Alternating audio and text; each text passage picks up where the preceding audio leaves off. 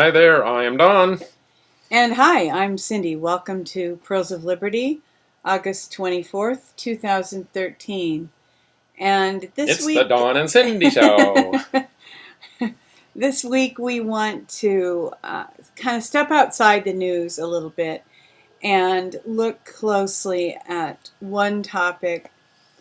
We're looking at republic versus democracy, and we're doing this at this time because it's a great topic and very important, and also because there are kind of rumblings, as there have been for quite some time, that we might see a restoration of our constitutional republic this fall. Fulford has kind of implied that, and other people are saying it, and this would be a very positive thing because a republic is a safe form of government for everyone who lives in the republic. Yeah, that's actually really, really true. And people get factionalized even within the liberty movement. And that's why I wanted to bring this topic up and in depth with this particular article that's from 1215.org.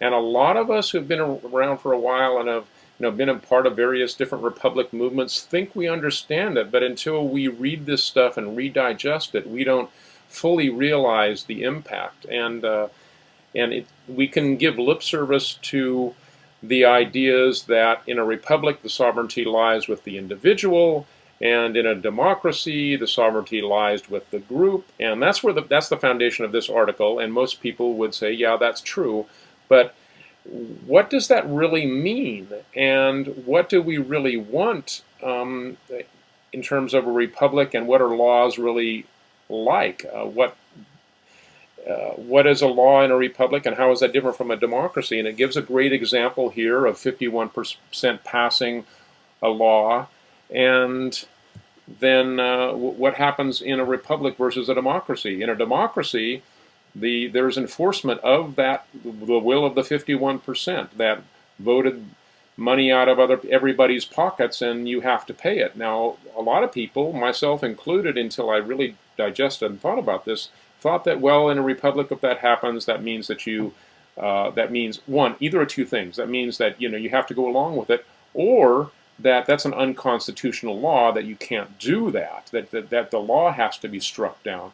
Well, actually, what happens is you have the opportunity for the losing minority on any given law like this to say, oh, okay, I will be a part of this social contract with the majority, and I'll go along with it. But that's totally voluntary. It's not mandatory. You don't have to obey the law. You don't have to pay the fine, the fees, whatever.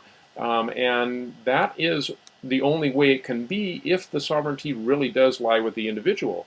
And all that is underlied with common law, which means, of course, that you can't do any harm to anybody.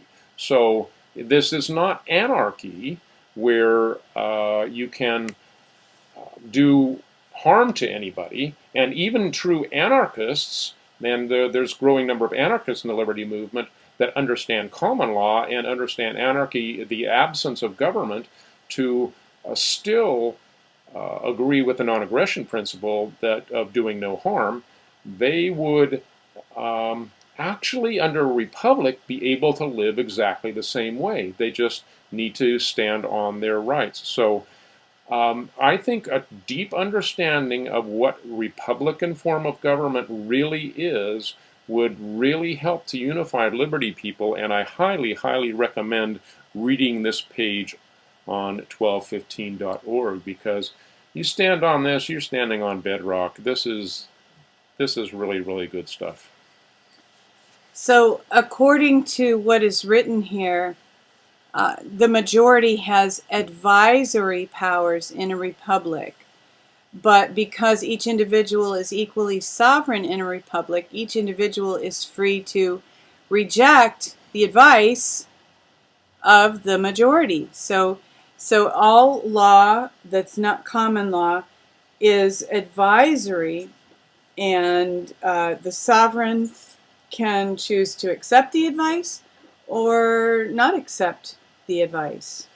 And of course, that means that you have to beware of attempts to subvert your sovereignty and implied consent to a contract and all those kind of tricks. Hopefully, as there are more and more resources behind people that want liberty and a republic form of government, those type of contract frauds will be exposed. But yeah, if you enter into contract as a sovereign, part of the right of a sovereign is the right to freely contract. Yeah, if you didn't really mean to agree to something, you might have a case of fraud, but you're better off not to enter it into a contract in the first place that you didn't realize was there. So it's really, really important to be alert and aware of all of the devices that are used to entrap people into contracts.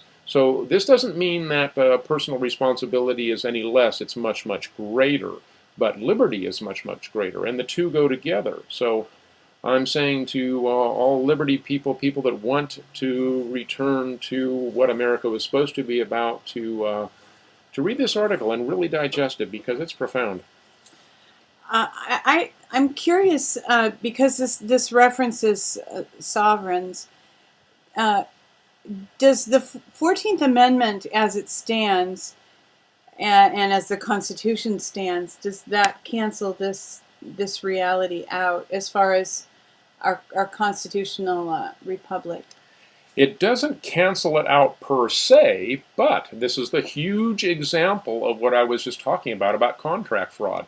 If you refer to yourself as a citizen, and particularly a 14th Amendment citizen, yeah, you're no longer a sovereign. Because, as it's explained in this article near the end, there's really three levels. There's the sovereigns, and then the entities that the sovereigns create, which are the government agencies, and then the government agencies created citizens, and that's the trap, that's the contract fraud. So you have to know you're a sovereign, and you have to recognize the entrapments that are there for, quote, citizens. The idea of sovereign citizen is a complete misnomer and oxymoron. So no, you're either an American sovereign or you are an American citizen, and an American citizen is a legal fiction, a creation of the state which was and is an entity that is responsible to we the people. We the people are not citizens. So some mind-bending things there, but once you get your mind wrapped around it, it's powerful, and it brings a lot of clarity, actually. One thing that really caught my eye about this article is the fact that California has written in its government code that the people of this state do not yield their sovereignty to the agencies which serve them. So that in California, effectively under this law, under this government code, cancels out the possibility for Californians to be treated as citizens who are owned by the agencies. Yeah, in California, we actually have a strong foundation in law. And a lot of people, of course, say, well, California is the worst place, the most one world government, the most tyrannical. But once you know the foundation, it's actually not bad here. And I've never really felt like I've been supposed to leave in order to try to get free. And I think it's for reasons like this. There is a really good foundation to build on here, and we got to clear away a lot of dust and cobwebs to get to it, but it's very possible. So yeah, that's probably a good way to look at it, that that our country has kind of become in regard to the framework, the legal lawful framework. We've kind of become like an old attic that people just stuck a lot of junk there without ever really deciding what they wanted to do with it, and just got dusty and cobwebs. And once we clean away the junk and the dust and the cobwebs, we still have some treasure there. Yeah, the guy that wrote or is responsible for most all, if not all, of 1215.org is a Californian, which is why it's mentioned there. That doesn't mean that it's superior to other states. It just means that he has knowledge of it. And I can't remember the guy's name, and he doesn't make his name prominent, and that's probably because he doesn't want his name in the public. And this is a site that's all about ideas, not about personalities and personas and that kind of thing. So yeah, you won't find it being about a person. I just wanted to point out that the mention of California is because that's the legal and lawful experience of the primary creator of the site. So with that, we thank you for joining us this week and hope that this closer look at the difference between a republic and a democracy is helpful to you as you forge in your own minds ideas about how the U.S. government can be restored. And we hope that you have a great weekend for the rest of the weekend. And as always, we encourage you to see the world the way that it really is, to see yourself in it, walk your walk. You are the one you've been waiting for.